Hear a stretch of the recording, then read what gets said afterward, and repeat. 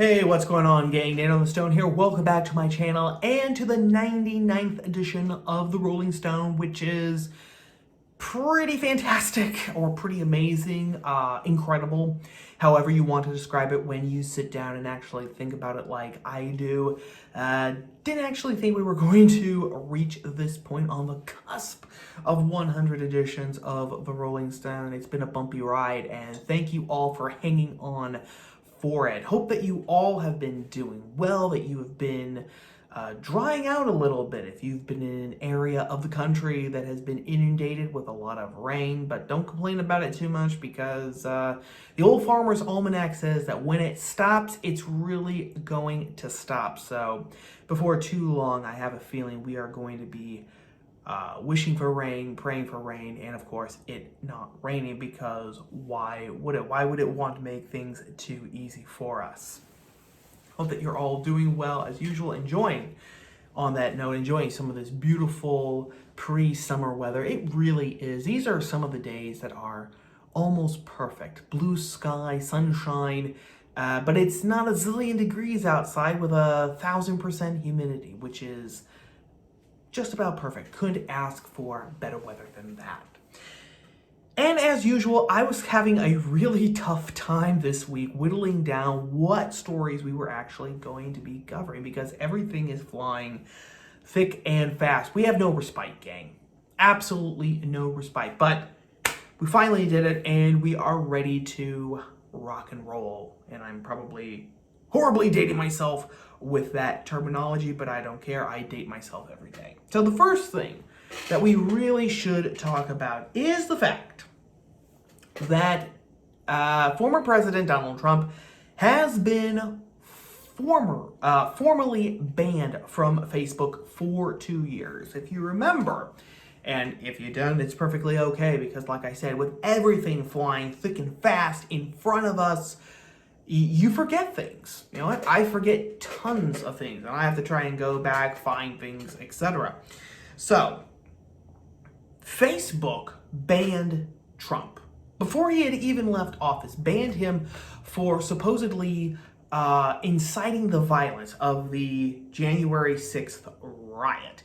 And this was actually following in the footsteps of a lot of social media platforms. So Facebook banned Trump, Instagram, which is owned by Facebook, banned Trump, the tube that we're on right now, YouTube, it banned Trump, Twitter, of course, banned Trump, and I think even TikTok and Snapchat said that they were banning Trump. Don't think that he was on those platforms, but they just banned him in case he decided to start accounts there, I guess. Though Donald Trump having a TikTok account would kind of be very interesting to see.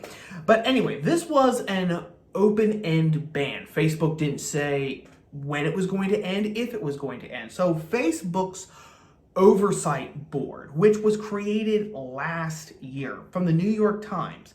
The board is a panel of about 20 former political leaders, human rights activists, and journalists picked by Facebook to deliberate the company's content decisions. It began a year ago and is based in London. So this is supposed to be a independent body that basically reviews decisions that Facebook makes, especially when it comes to taking down content, banning people for violating their rules, etc. So how does this actually work? This is just laying the groundwork. Okay, it has 20 members, and this is what the New York Times says. 2 weeks after Facebook decided to temporarily lock the account of Mr. Trump, the company said it would refer the case to the Oversight Board. Okay, the board takes cases that are referred by Facebook or the public. The board then selects 5 members to first deliberate on each case, with one based in the home country represented by the case. The members meet to discuss the case and vet public comments. More than 9,000 comments were submitted on Trump's account. The board extended its 90-day deadline for decisions, etc. The board based its decision on 2 main criteria: if Facebook's ban on Mr. Trump followed the company's community standards and adhered to human rights laws. When the smaller panel, because this is how it goes, 5 members 5 members of the 20-member board. They look at the case first. They look at all the comments that people submit. When that smaller board comes to a majority decision, then it goes to the full 20-member board. And so that's what happened with Trump's case. The 5-member board said Trump should be banned, and then the 20-member board apparently said that he should be banned as well. However, there is a caveat, because this is only a 2-year ban.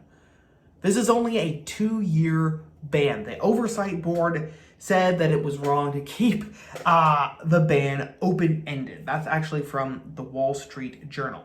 And to continue from the Wall Street Journal, Facebook said it would revisit the suspension 2 years from the date of its initial move to suspend him on January 7th, the day after the riot at the U.S. Capitol.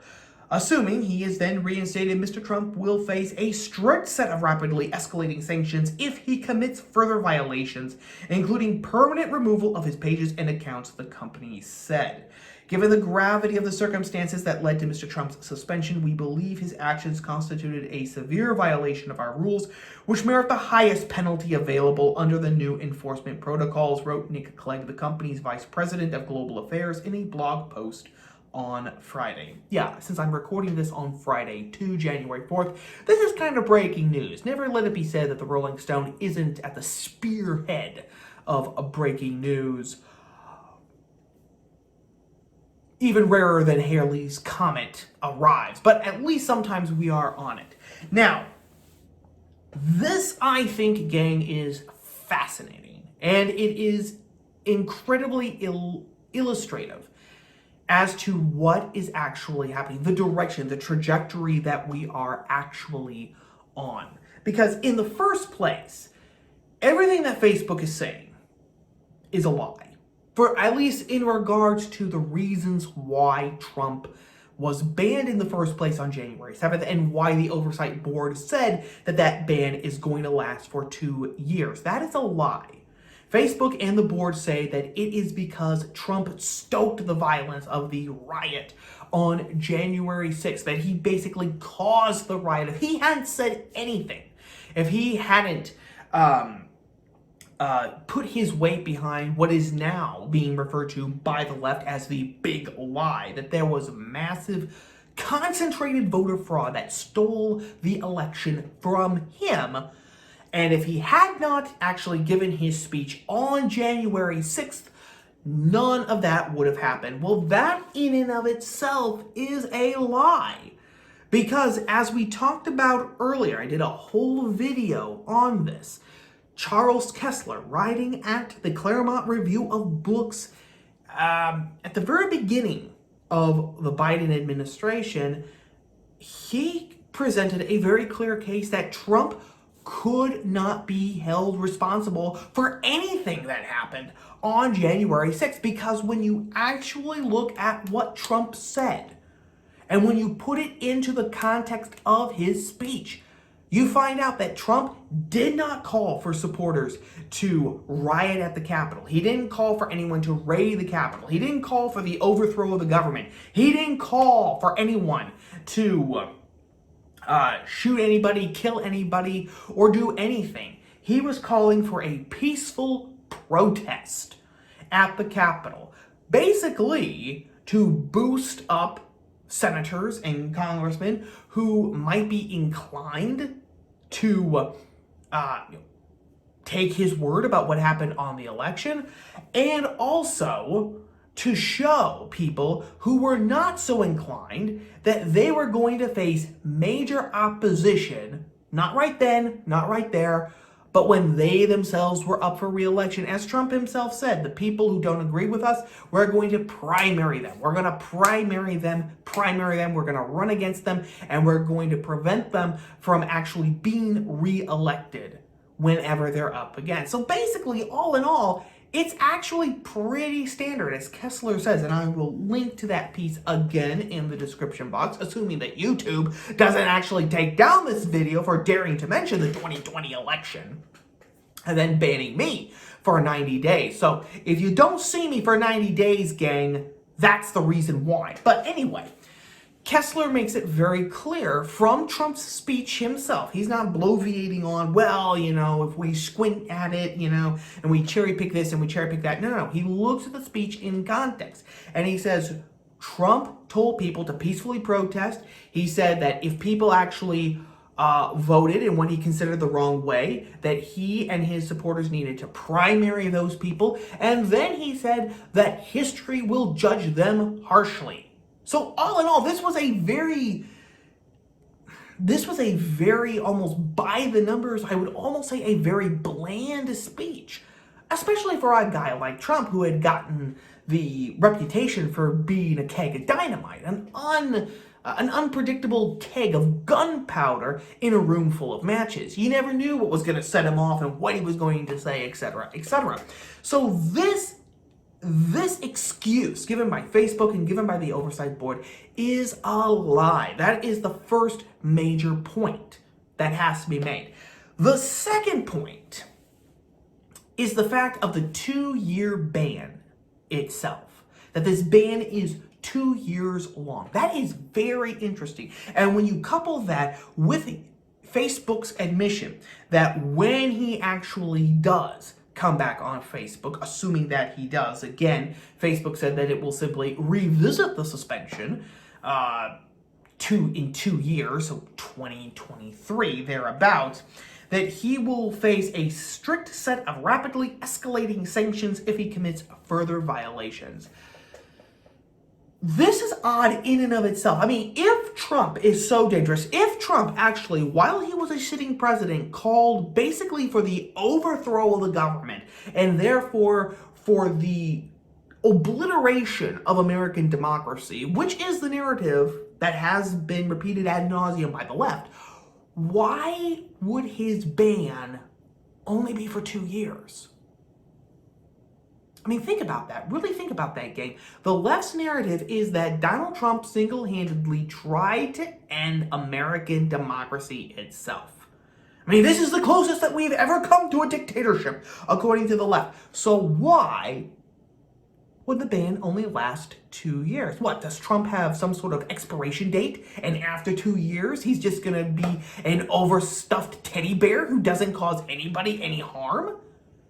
Is that what is the thinking around here? Or do they think that since 2023 is going to be the beginning of yet another presidential election cycle, because I swear those things get even longer than the alphabet snake of the LGBTQ community, that Trump will just be irrelevant? And even if he is back on Facebook, all the candidates in that cycle of the presidential election will basically overcrowd him and just talk over him, and everybody will forget him as, oh yeah, he used to be that guy, and then he was out of the public eye for 2 years, which could be something. I mean, out of sight, out of mind, as the old saying goes, and it says that because there is a strong element in truth in all those old sayings, which is why they've actually become old sayings. But I think that it's also something else. I think that this is a classic example of carrot and stick, because numerous people have talked about this, gang, but Trump's superpower, if he could actually be said to have had one, wasn't policy, it wasn't draining the swamp, it was the connection that he was able to create between himself and his voters, his supporters. So many times, and really not since Ronald Reagan, I don't think, had there been someone on the right, especially. You might be able to say that Obama kind of had that ability too, but that was also largely to the extent that the narrative was that he was the first black president, which is just a lie, because, I mean, Bill Clinton had been declared, I think back in 1997 or 1998, that Bill Clinton was the first black president. But anyway, Trump was definitely the first political figure on the right since Reagan to actually create a strong bond between himself and his supporters. He wasn't just talking, you got the feeling that he wasn't just talking to voters or potential voters, that he was actually talking to people that he liked, okay? That could have all been smoke and mirrors, who's to say? But that was definitely the impression that was given. And in politics, impression is at least 50% of the game. I will never, and this connection was real. This energy level, those energy levels were real. I actually had some personal experience with it. This would have been the beginning of September 2015. My girlfriend at the time and we were both in Virginia in graduate school, and we took the Amtrak up to Washington, D.C. because they were having some big protests, or they were having a protest regarding the Iran nuclear deal. And a lot of big wigs were there. I think Ted Cruz was there, Glenn Beck was there, and Mark Levin was there. He was the real draw for me back then when I was actually a big fan of Mark Levin. Not so much anymore, but it was one of those sorts of rallies, and it was right outside the Capitol building. I forget what side. I think it was on the back side of the Capitol building, whatever direction the backside faces.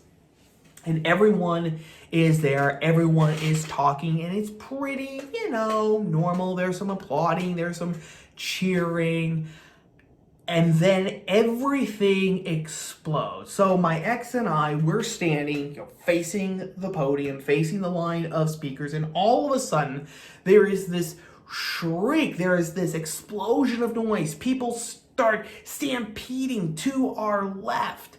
And my ex is saying, what's going on? What's going on? She was legally blind, by the way. And I'm trying to stand on tiptoe because I'm trying to see what's happening. And then, peeking over the heads of people, of this almost feeding frenzy that has just formed, like Venus arising from the ocean, comes Trump. And he does the wave, he gives the thumbs up, he gives the smile, and he, fist bump in the air and everything, and the crowd's eating it up. The crowd is going wild. That he hadn't even said anything yet. The mere fact that he had come, that he was there, changed the emotional and energy dynamics of that event. That was really the peak of the event.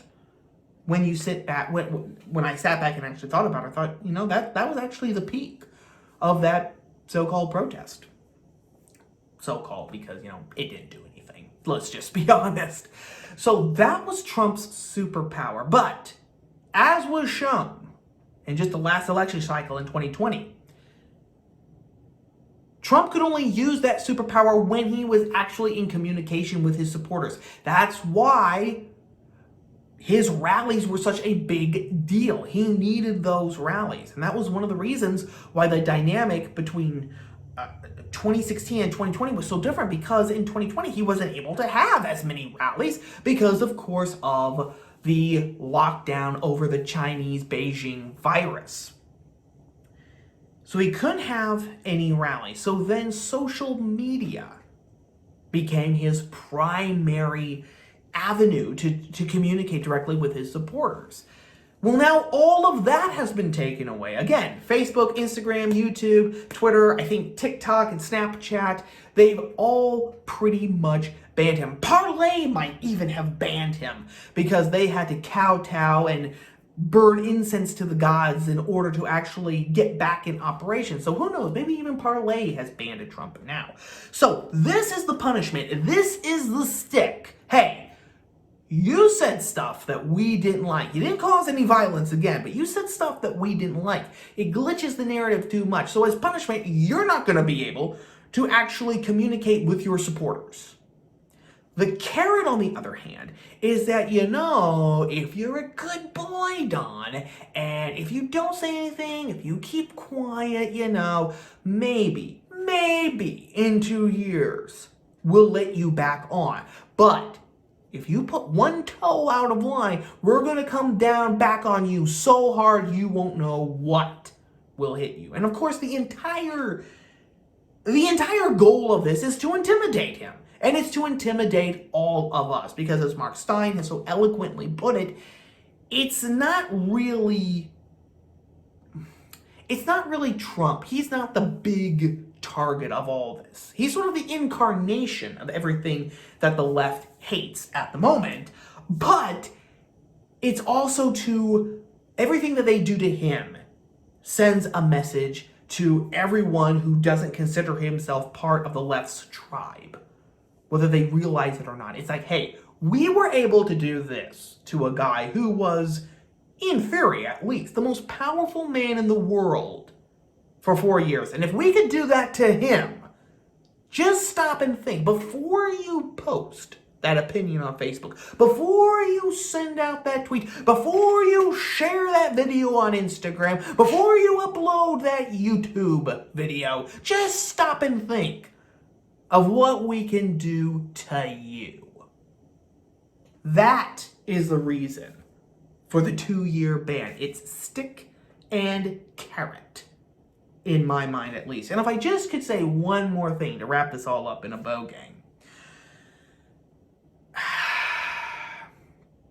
That's sort of just the setup. The big picture is that we have now taken a giant step towards cementing an extra legal judiciary process. Because that's exactly what this is. This Facebook Oversight Board, it may claim to be independent of Facebook, but make no doubt about it, it is still entrenched in the same ideology as Facebook. Former politicians, human rights activists, etc., etc. A lot of these people think the exact same way as Facebook executives think, as social media thinks, as the general culture itself, and all the powers that be that run it think.